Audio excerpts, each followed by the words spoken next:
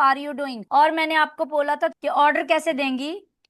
how much coffee how will you order first, first order first? कैसे देंगी। वो तो हाउ मच Is तो कीमत पूछ रही है ना, पहले तो बोलो ना कि मुझे ये चाहिए। can I have coffee please? Well done. Can I have, can I have से शुरू करेंगी। Can I have coffee Can I please. have coffee please? Can I have menu, can I have burger, कुछ भी लगा सकती हैं, ठीक है।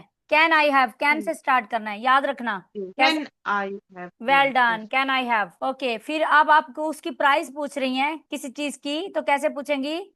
How much is it? Well done. How much is it, excellent. और how much does it cost, does it cost भी कह सकती हैं। How much does it cost single Uh, चीज के लिए, how much does it cost मुश्किल how है much? थोड़ा सा, लेकिन आपको आना चाहिए। How much does it cost.